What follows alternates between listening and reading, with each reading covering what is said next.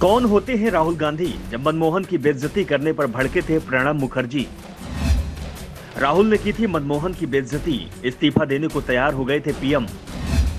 प्रणब मुखर्जी पर लिखी किताब में हुआ चौंकाने वाला खुलासा, मुश्किल में कांग्रेस।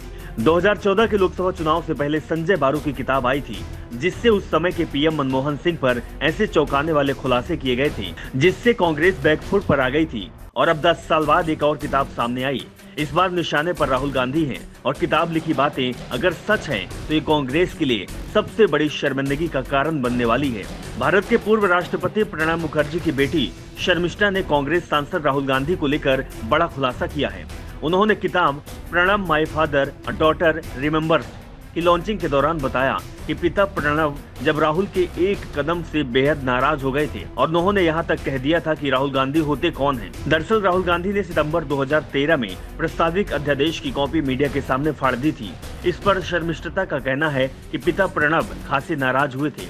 उन्होंने बताया कि पिता भी उस अध्यादेश के खिलाफ थे, जिसमें सजायाफ्ता राजनेताओं के चुनाव लड़ने पर लगी रोक हटाने का प्रावधान किया गया था, लेकिन उनका मानना था कि इस पर संसद में चर्चा होनी चाहिए थी। शर्मिष्ठा ने कहा था कि जब राहुल गांधी ने मीडिया के सामने अध्यादेश की कॉपी फाड़ी तो मैंने उन्हें यह खबर दी थी, जिसे सुनने के बाद वो काफी नाराज हो गए थे।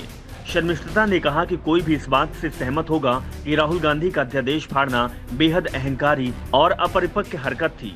प्रणब भी अध्यादेश के खिलाफ थे, लेकिन उन्होंने कहा ऐसा करने वाला राहुल गांधी कौन होता है। वह तब कैबिनेट का हिस्सा भी नहीं थी जिस समय शर्मिष्ठा मुखर्जी राहुल गांधी को लेकर ये दावा कर रही थी। उस समय मंच पर कांग्रेस के दिग्गज नेता पी चिदम्बरम भी मौजूद थे।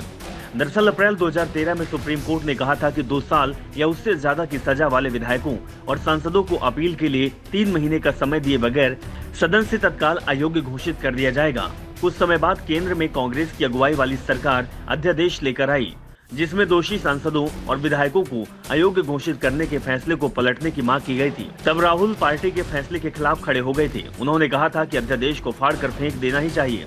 इतना ही नहीं, उन्होंने प्रेस कॉन्फ्रेंस में पेपर भी फाड़ दिया था। दावा तो यहाँ तक किया जाता है कि जिस समय राहुल गांधी ने यह हरकत की थी, उस समय मनमोहन सिंह भी बेहद नाराज हो गए थे।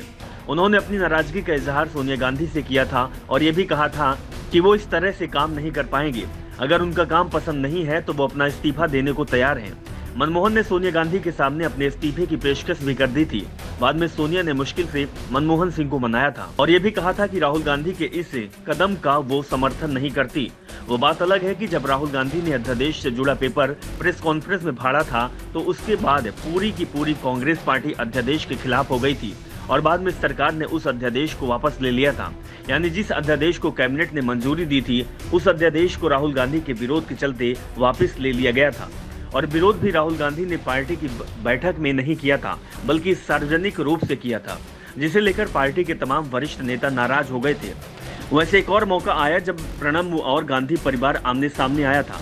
दरअसल आरएसएस की ओर से प्रणब मुखर्जी को नागपुर संघ मुख्यालय आने का न्योता दिया गया था। कांग्रेस चाहती थी कि प्रणब इस न्योते को स्वीकार नहीं करें, लेकिन प्रणब ने कांग्रेस की बात नहीं मानी थी और वो संघ मुख्यालय गए थे। Bureau report, the Dhakad news.